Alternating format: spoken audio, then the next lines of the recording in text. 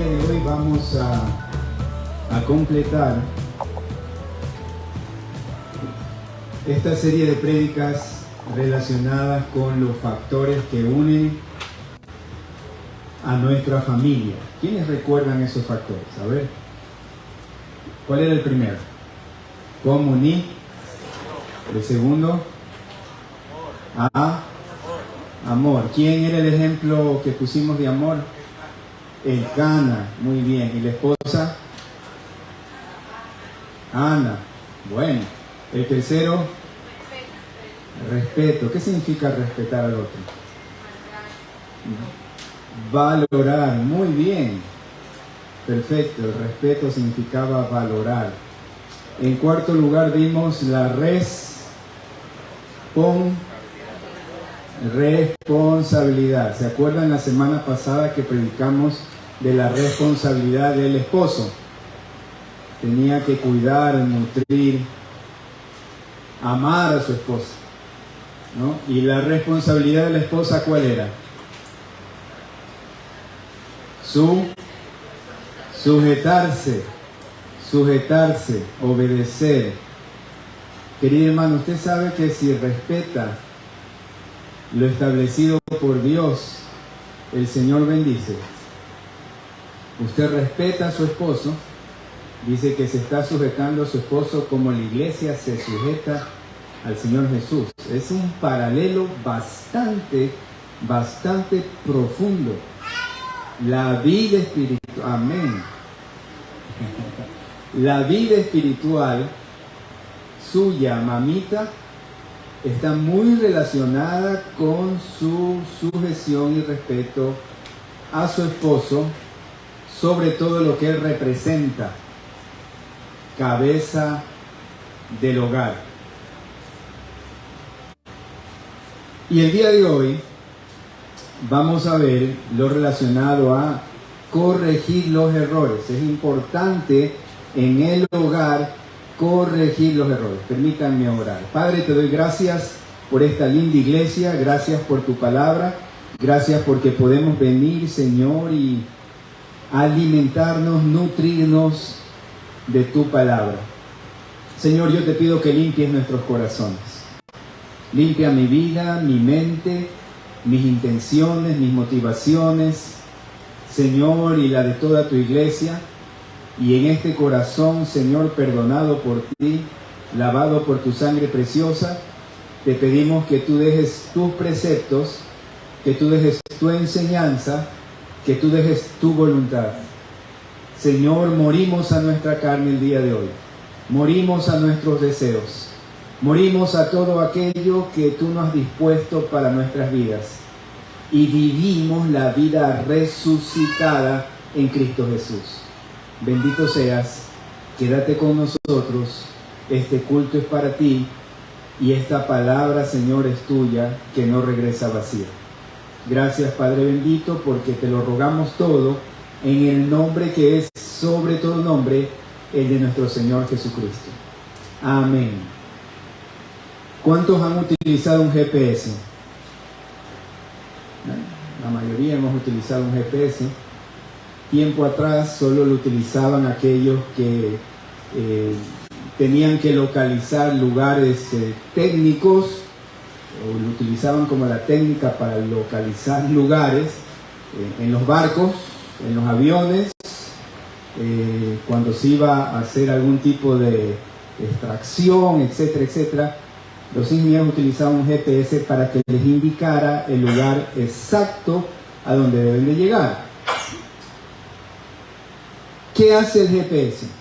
Hace dos cosas. La una, muestra el camino.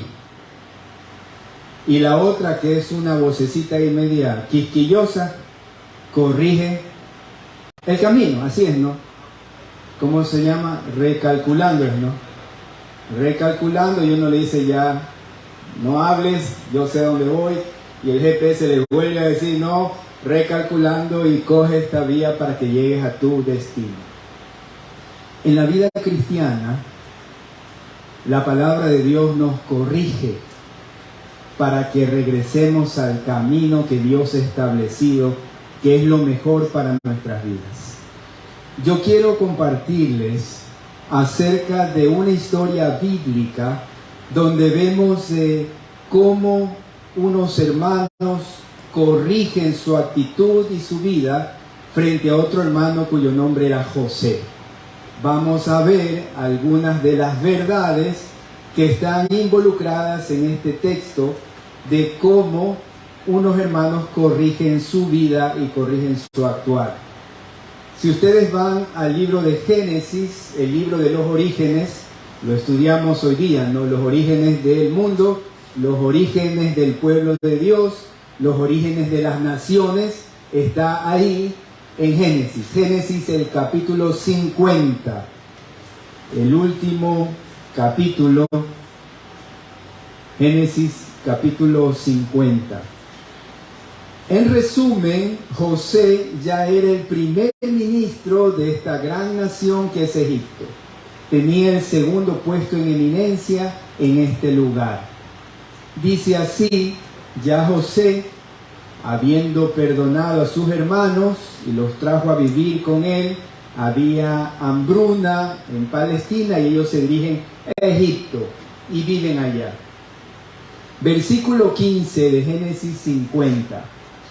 Viendo los hermanos de José que su padre era muerto, dijeron: quizá nos aborrecerá José y nos dará el pago de todo el mal que hicimos. En primer lugar, para usted y yo poder corregir nuestros errores en casa o en donde nos encontremos o nos desarrollemos, es importante ver cómo está nuestro corazón. Hay evidencias de que estoy viviendo en el error o en el pecado. En primer lugar, diremos que cuando uno vive errado o en pecado, digo yo, la sumatoria de los errores muchas veces es igual al pecado, ¿no? Nos equivocamos y pecamos. ¿Cómo sabemos que estamos viviendo así? La primera evidencia de que usted está errado o que está también viviendo en pecado es que en su corazón hay temor. Temor. Nadie lo persigue y usted siente que está siendo observado. Nadie le ha dicho nada en contra, pero usted está a la defensiva. Hay ahí algo en su corazón. Vamos a ver lo que dice Génesis, el capítulo 3. Génesis, el capítulo 3. Y el versículo 8. Después de que el hombre y la mujer habían desobedecido, sentían temor. Vamos a leer juntos. Y oyeron la voz ¿de quién? De Jehová Dios, que se paseaba en el huerto al aire del día, y el hombre y su mujer se escondieron de la presencia de Jehová Dios entre los árboles del huerto. En primer lugar, usted siente temor y se esconde de Dios. Yo ya no voy a la iglesia. Ya no quiero ir. Comenzamos a encontrar excusas. Pasa también en la casa. No, yo ya no puedo en esta casa, no puedo con esto, con lo uno, con lo otro. Y comenzamos a ver todo lo malo, pero sentimos también vergüenza y temor, porque en el fondo sabemos que estamos mal. En el caso de Adán y Eva, se escondieron de Dios porque sabían que habían pecado. Cuidado cuando en su corazón hay temor y a veces no hay algo real, algo obvio. Tal vez en el fondo de su corazón usted sabe que hay algún pecado. Salmo 53. Este temor se evidencia. Salmo 53. ¿Qué dice el Salmo 53 y el versículo 5? Allí se sobresaltaron de pavor donde no había miedo. ¿Usted le ha ocurrido cuando los niños son pequeñitos o cuando fuimos niños?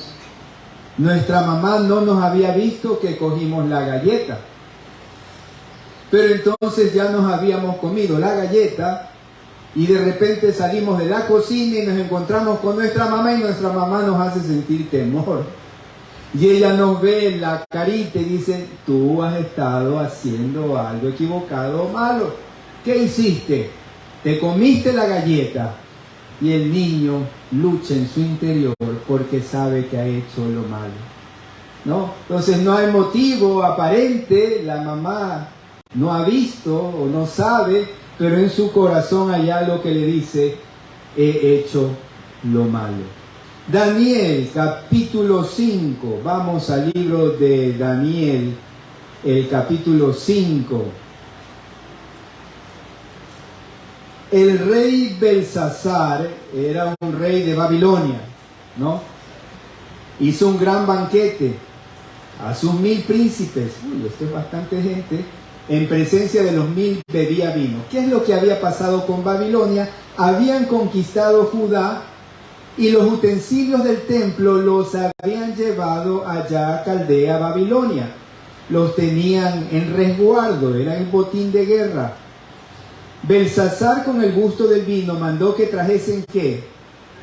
Los vasos de oro y de plata que Nabucodonosor, su padre, había traído del templo de Jerusalén. ¿Para qué?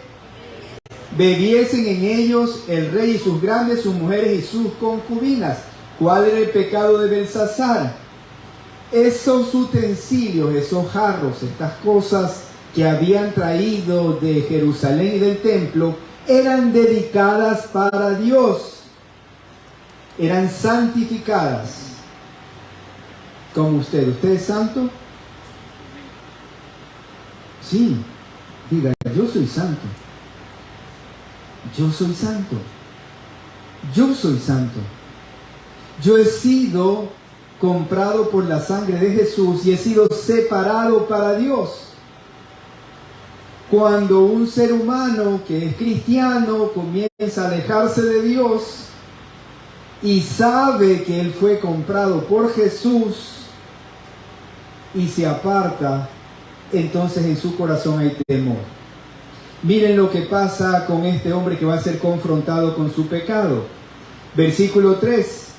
Entonces fueron traídos los vasos de oro que habían traído del templo de la casa de Dios que estaban en Jerusalén, y bebieron en ellos el rey y sus príncipes, sus mujeres y sus concubinas. Hermanos, usted y yo estamos separados por Dios y tenemos que cuidar a dónde vamos, qué hacemos, qué vemos, qué decimos, qué escuchamos. Pero pastor, yo no estoy haciendo nada malo. Pero tal vez el lugar, lo que ve, lo que escucha y lo que dice no le da gloria a Dios, y usted y yo hemos sido separados para el Señor. Y a veces es mejor abstenerse, porque usted es santo. Miren lo que dice a continuación. Bebieron el vino y alabaron a los dioses de oro y de plata, de bronce, de hierro, de madera y de piedra. En aquella misma hora aparecieron los dedos de una mano de hombre que escribía delante del candelero sobre lo encalado de la pared del palacio real, y el rey veía la mano que escribía. Entonces el rey, ¿qué? Palideció, y sus pensamientos lo turbaron, y se debilitaron sus lomos, y sus rodillas daban. ¿Por qué tenía tanto miedo? Porque en su corazón sabía que esos utensilios eran exclusivos para la adoración a Dios. Y un cristiano nacido de nuevo, un cristiano espiritual, un cristiano que ha aceptado a Cristo, el real Señor y Salvador, va a tener el temor de Dios cuando su vida está siendo utilizada en algo que no es santo.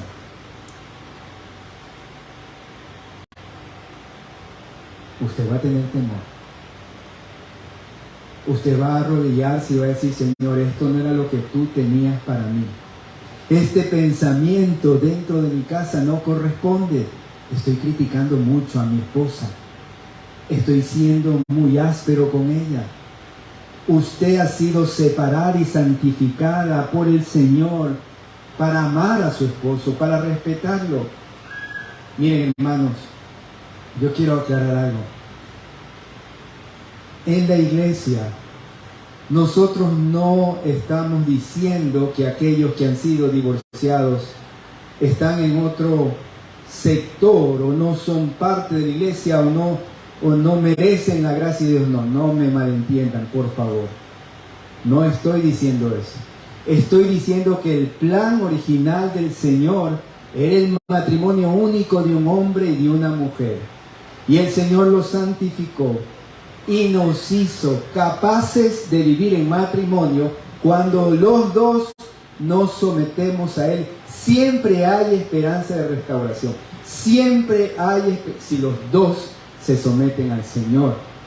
Eso es lo que quiero decir. Por favor, no me malentiendan. Y por eso la iglesia va a luchar para que ustedes se mantengan casados en su matrimonio. Hay circunstancias en las cuales por salud emocional, física, por su integralidad, sí, no puede estar con aquella persona. Eso es entendible. La palabra es clara también. Hay la fornicación, el adulterio. Pero aún aquello se puede perdonar y se puede restaurar si ambos miran la cruz. Esta iglesia es una iglesia de esperanza.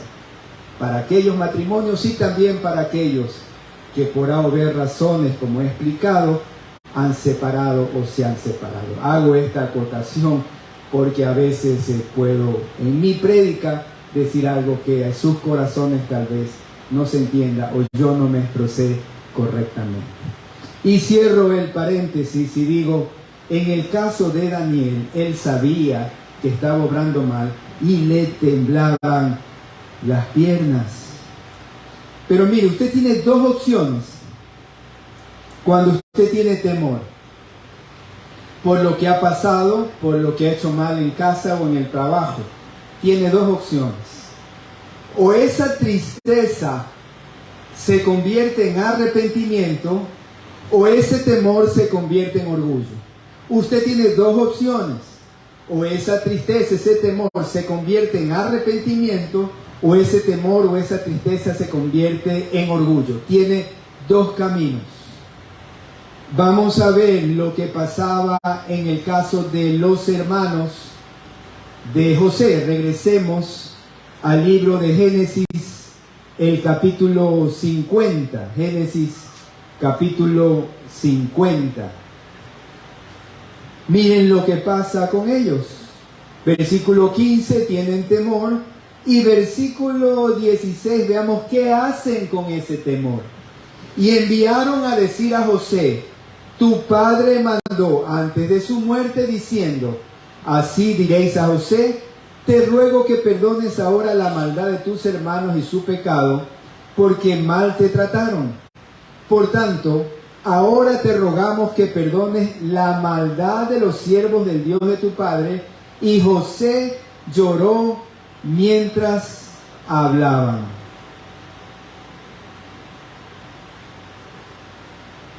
Versículo 18, vinieron también sus hermanos y se postraron delante de él y dijeron, henos aquí por siervos tuyos. Miren, pensando en estos versículos, lo que los hermanos hicieron fue buscar el mejor camino para que su hermano viera que se habían arrepentido. Pero al parecer no conocían mucho el corazón de José. José llora porque estaba escuchando que sus hermanos también creían que él los iba a tratar mal. Pero el punto importante aquí es que ellos tomaron el camino de la confesión del pecado. Hemos hecho lo malo y le dice, ahora somos tus siervos. Cuando yo me equivoco, usted se equivoca en el hogar, la manera de corregir no solo es sintiéndome mal, sino que ese sentir lleve a confesar lo que hice mal. ¿A cuántos se les hace fácil decir lo que hizo mal?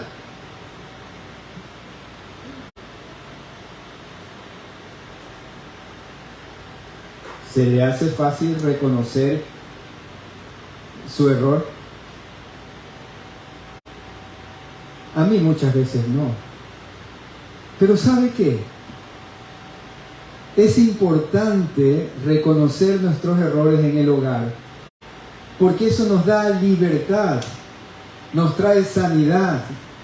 Cuando su esposo escucha de su esposa, ¿sabes qué, esposo mío? Hice mal al resentirme tanto por algo que no tenía mucha razón de ser. La verdad es que creo que estuvo un poquito más allá de lo que debía de ser ese resentimiento que me duró 2 meses. ¿Le ha ocurrido, hermana, eso?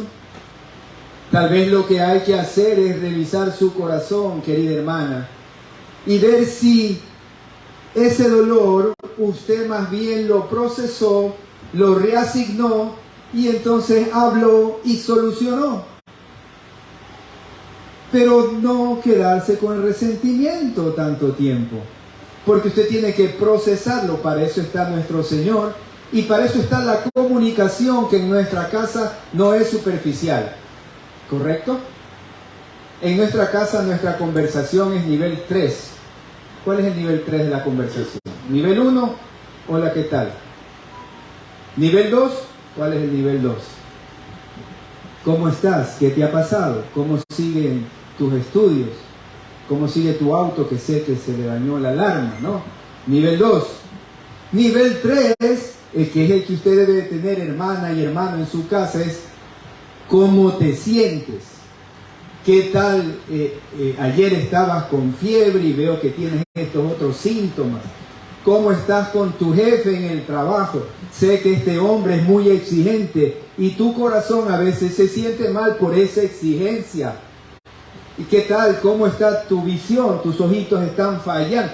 El nivel 3 en la casa nos ayuda a que si hay algún error o equivocación, decirle a nuestro esposo, o nosotros a nuestra esposa, ¿sabes qué? Hice mal, me equivoqué por estar apurado, ese es mío.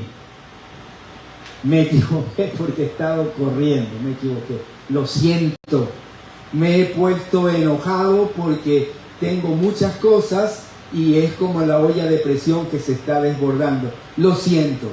Y debo de estar dispuesto a que mi esposa me diga, te lo dije, y no me voy a enojar, voy a aprender a dosificar mis fuerzas. Comunicación nivel 3. No se quede con la 1 porque eso no corrige ni soluciona los errores. Entonces usted tiene la opción de confesar su pecado o su error, ya lo estamos diciendo. Pero si se dan cuenta, es una comunicación de nivel 3 profunda, no solo con su casa y su esposo, sino también con Dios. No le diga al Señor, perdóname por todo lo de la semana pasada. No lo haga así. Hágalo puntualmente, hágalo con su corazón temeroso. Señor, yo pensé esto que no te agrada a ti. Y voy ahora a pedirte perdón porque no le gusta o no te gusta que tu siervo tenga esta actitud, que tu hijo tenga. Eso se llama confesión. Primera de Juan, capítulo 1, versículo 9. Primera de Juan. Esto ustedes, hermanos que son estudiosos de la Biblia, lo conocen de memoria, de memoria. Primera de Juan 1, 9. Si confesamos nuestros pecados, Él es fiel y justo. ¿Para qué? Para perdonar nuestro pecado y limpiarnos de toda maldad que hay en mi corazón. Por eso es importante que usted diga las cosas en nivel 3 con el Señor. Señor, esto es lo malo que he hecho. Proverbios capítulo 28 y el versículo 13. Acompáñenme a Proverbios, el capítulo 28 y el versículo 13. Veamos qué es lo que menciona aquí la palabra de Dios. El que encubre, el que no confiesa, el que no habla en nivel 3, digo yo, sus pecados, no. Y lo que ocurre en nuestro hogar es que sigue ahí ese problemita, ¿no? Sigue ahí eso que no hemos arreglado, o que no hemos dicho, me he equivocado. El que encubre su pecado no prosperará, mas el que los confiesa y se aparta, alcanzará. Varones, cuando le hemos dicho a nuestra esposa nos equivocamos, hicimos esto equivocado, malo, pecamos, etc. Al inicio nuestra esposa se enoja. ¿Y después qué pasa? Ya ven, para que comas, ya ven, para que... Importante, alcance usted la misericordia. Claro, su esposa también tiene que tener un corazón perdonador, pues, ¿no?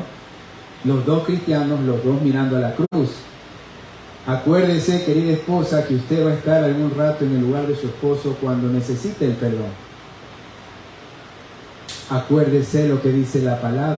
Ustedes que son más espirituales, restauren al que está caído, no sea que algún momento estés en el lugar de él. Ese es el principio cuando uno también confiesa o pide perdón o reconoce su error.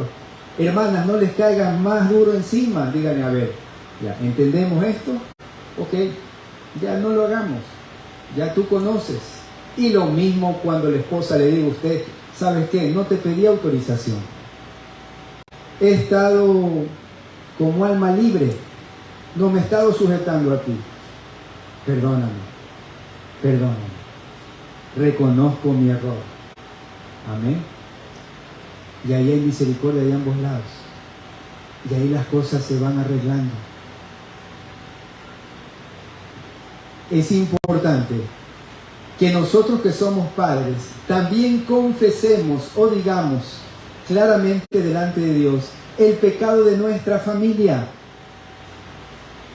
Hermanos, cuando vemos que nuestros hijos están haciendo mal, arrodillémonos y digámosle, Señor, mi casa ha pecado. Porque usted, papá, sobre todo papá, representa a su hogar. Es la cabeza del hogar. Esdras, capítulo 9.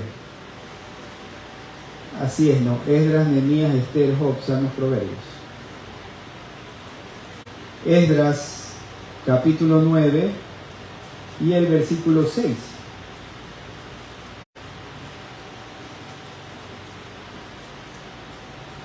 Qué interesante, qué importante cómo Esdras confiesa el pecado del pueblo. Habían tomado de las hijas de los paganos. Esdras no lo había hecho, pero miren lo que dice aquí, el versículo 6. Y dije, miren, es lo mismo. Dios mío, confuso, con temor, con intranquilidad y avergonzado estoy para levantar, oh Dios mío, mi rostro a ti, porque nuestras iniquidades, mi casa, mis hijos, mis hijas, póngase adelante como representante de su hogar, porque usted lo es, papito, ¿no? Yo lo soy. Yo tengo que ponerme delante por mi esposa y mis hijas. Así dice, miren, el ejemplo de Esdras. Porque nuestras iniquidades se han multiplicado sobre nuestra cabeza y nuestros delitos han crecido hasta el cielo. Acuérdense de Job. Él ofrecía sacrificios por sus hijos, por si acaso, dice, ellos hayan pecado. Hermanos, nosotros en el hogar debemos de reconocer que nuestros hijos no son perfectos, que son también seres humanos, que caen, que pecan y que les vamos a dar ejemplo, pero cuando fallan es importantísimo que no los dejemos solos, que los abracemos y seamos claros con lo que están haciendo mal, pero que también oremos con ellos delante de nuestro Señor y pidamos perdón como familia. Reconocer nuestros errores, en segundo lugar, tiene que ver con confesar el pecado. Esa es una opción. Pero la otra opción es que usted se quede con el orgullo en su corazón y no lo expresa ni en su familia, ni a Dios y se queda con eso, y entonces eso se llama orgullo y sigue siendo pecado. El Salmo 20, vamos al Salmo 20. Salmo 20. Versículos 7 y 8. Salmo 20. Miren lo que dice aquí. Estos confían en carros y aquellos en caballos, mas nosotros del nombre de Jehová nuestro tendremos memoria. Ellos flaquean y caen, mas nosotros nos levantamos y estamos en pie.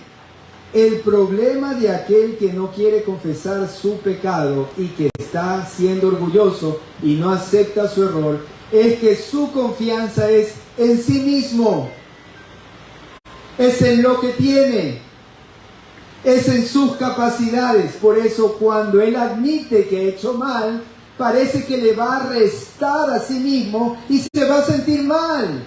Pero el orgullo es eso que hace que nosotros no reconozcamos, porque si reconozco, soy menos.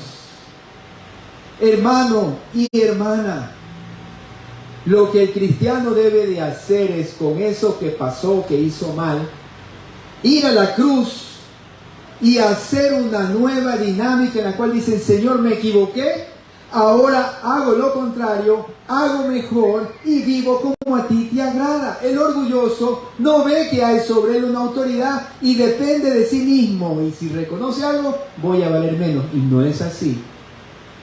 No es un signo de debilidad el confesar nuestras faltas. Es un signo de madurez cristiana. Es diferente. Hermano, sea abierto con su esposo, con su esposa, con sus hijos. Padres, ustedes han dicho a sus hijos: me equivoqué, voy a corregir. En algunas veces hablé fuerte a mis hijas y ellas me hicieron que haga un compromiso: papá, no vuelvas a gritar, porque nos asustamos. Esta voz fuerte que puede dar gloria al Señor también puede herir. Pero hermanos, ¿qué hago con todo eso? Hay que aceptarlo, hay que ir a la cruz y hay que decir: Señor, que mi vida y mis palabras sean para darte gloria a ti. Y si alguna vez tienen que ser fuertes, sean para alabarte a ti, pero no para destruir, no para herir. Qué duro que es, hermanos. Pero ¿sabe cómo uno se siente después? Con gozo. Bienaventurado aquel cuya transgresión ha sido perdonada y su pecado ha sido limpiado. Amén. Miren lo que está diciendo. Entonces, cuidado con el orgullo. Mateo capítulo 11. Mateo capítulo 11. Versículos del 20 al 23. Entonces comenzó a reconvenir a las ciudades en las cuales había hecho muchos de sus milagros, porque no se habían arrepentido. Ellas podían solas, ellas no tenían que reconocer nada. El ser humano vivía como le placía. No hacían mal. Este es el tipo de vida que queremos. Hermanos, hay que aprender a reconocer los errores para que nuestros hijos los reconozcan. El hogar cristiano tiene esa dinámica. Entonces los chicos van a vernos a nosotros y acordarse: papá reconoció, mamá reconoció, me han pedido perdón. ¿Cómo yo no voy a seguir ese ejemplo de pedirles perdón porque he sido rebelde? ¿Cuántos chicos no han sido rebeldes a los 15 años? Pero el Señor le llama la atención a las ciudades, a las familias. Ay de ti, Corazín, ay de ti, Betsaida, porque si en Tiro y en Sidón se hubieran hecho los milagros que han sido hechos en vosotras, tiempo ha que se hubieran arrepentido en silicio y en ceniza. Lo que estaba diciendo el Señor: qué duro tu corazón para arrepentirte. 22. Por tanto os digo, tengan cuidado, porque en el día del juicio será más tolerable el castigo para Tiro y para Sidón que para vosotras.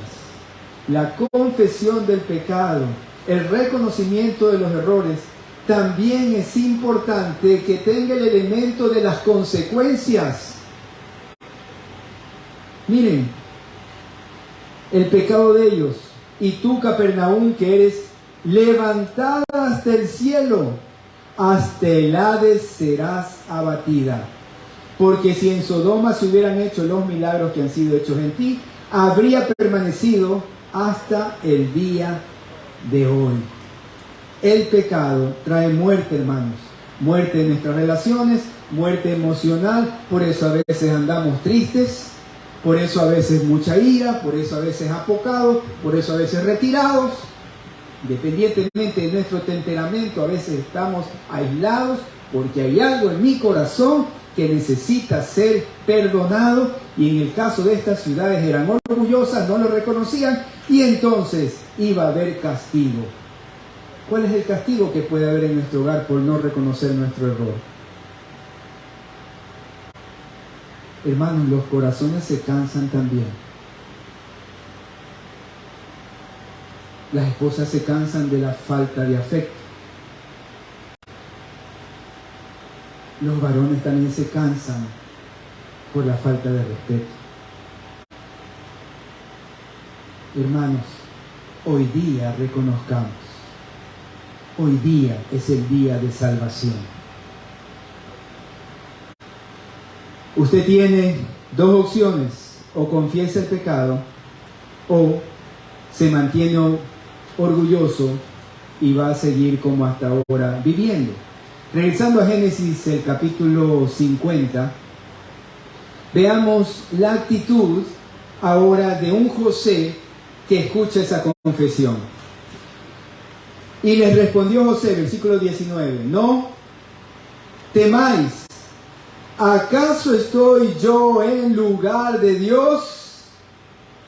Vosotros pensasteis mal contra mí, mas Dios lo encaminó a bien, para hacer lo que vemos hoy, para mantener en vida a mucho pueblo. Ahora pues, no tengáis miedo, yo os sustentaré a vosotros y a vuestros hijos.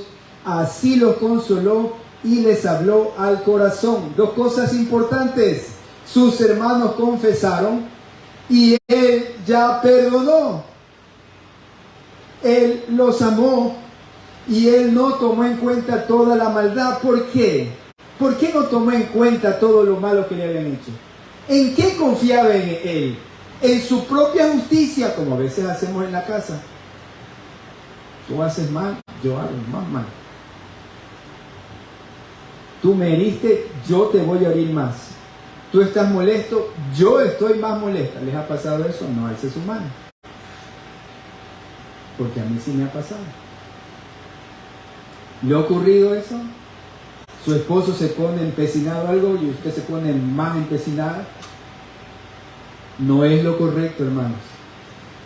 La actitud del uno debe ser reconocer que hizo mal, y la actitud del otro es la de perdonar.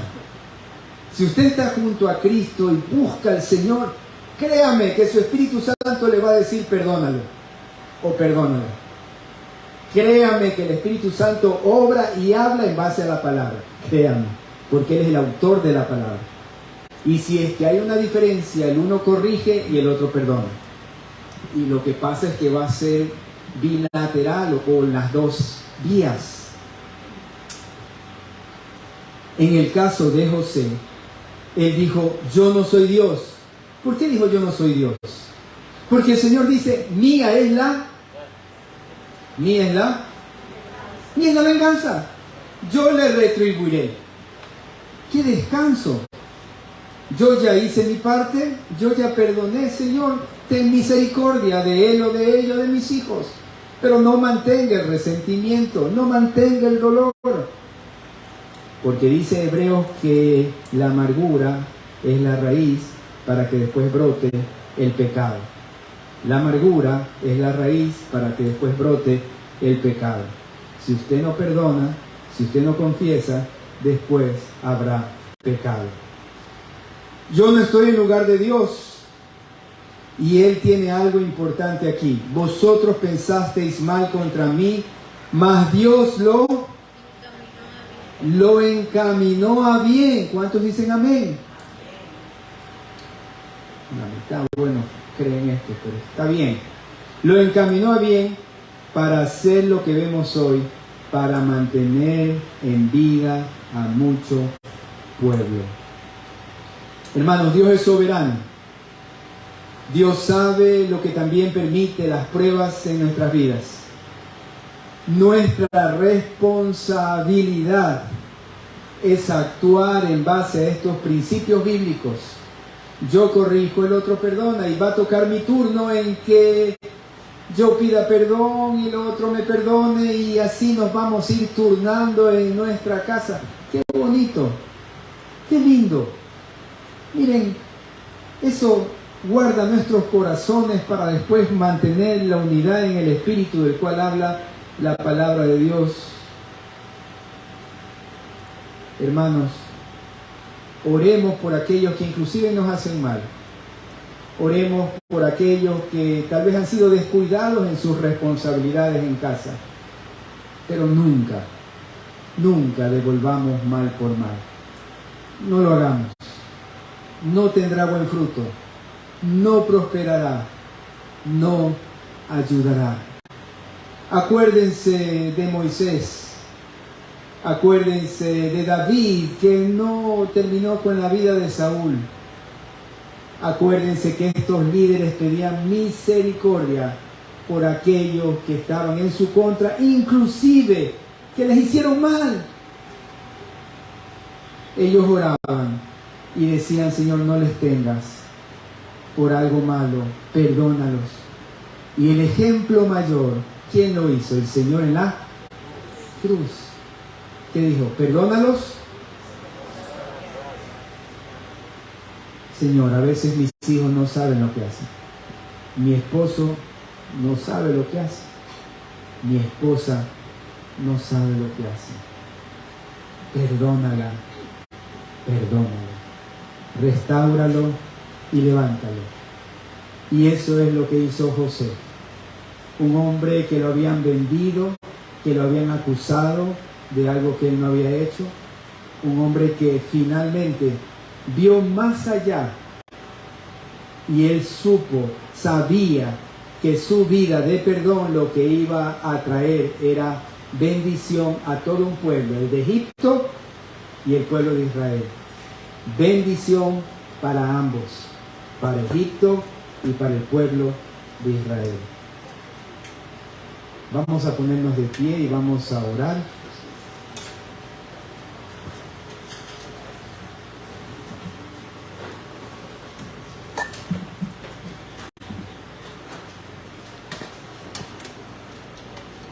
Cerramos nuestros ojitos y hemos visto el día de hoy el reconocimiento de nuestros errores y nuestros pecados. Recordemos que la palabra nos guía, es nuestro GPS y nos dice: recalculando. Cambia, hermano, cambia, hijo mío. Regresa a mi palabra y a mi camino. A veces usted se va a sentir culpable, y qué bueno, porque hay una tristeza que es para arrepentimiento. Gócese si la palabra penetra en su corazón como espada de doble filo y le deja ahí una marca. Dígale: Señor, gracias porque no me siento bien. Gócese en que usted tiene dos opciones: o confiesa el pecado o se queda orgulloso. Y usted el día de hoy elige confesar lo que está mal delante de Dios y decirle a su esposo o a su esposa: me equivoqué, no quiero volverlo a hacer. Gócese, hermanos, de que con el Señor hay una esperanza, que a pesar de esos errores, como hizo José, con su actitud, logró que el pueblo de Israel y el pueblo de Egipto tuvieran comida. Hermano, piense a futuro. Si usted reconoce hoy, si usted pide perdón hoy, y si usted perdona hoy, a futuro sus generaciones se bendecirán. sus nietos sabrán cómo reconocer y pedir perdón y perdonar. Bendito sea el Señor que visita las generaciones que le temen. Amén. Vamos a orar y después de eso vamos a venir a la Santa Cena. Padre, te doy gracias por tu palabra. Bendita sea, porque llega a mi corazón y trae a mi mente los momentos en los cuales necesité reconocer mis errores y mis pecados en mi hogar, con mi esposa, con mis hijas, con mi vecino, con mi iglesia, con mi jefe. Bendito seas, que tú tocas mi corazón. Señor, ayúdame a no ir por el camino del orgullo en donde no quiero decir o aceptar mi maldad. Pero tú me amas tanto, Señor, que me insistes con tu palabra y me dejas ver el camino de la salvación. Gracias, Padre. Gracias por tu iglesia también. Y ahora gracias por esta mesa que representa, Señor, el pacto único, eterno, el pacto de sangre, porque tú moriste en la cruz por mí. Y también esta mesa representa, Señor, que tú vienes pronto por mí y por toda tu iglesia.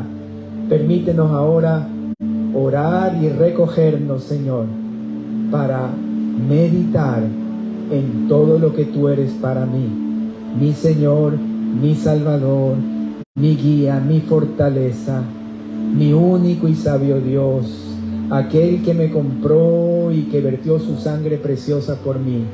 Ese eres tú, Señor Jesucristo.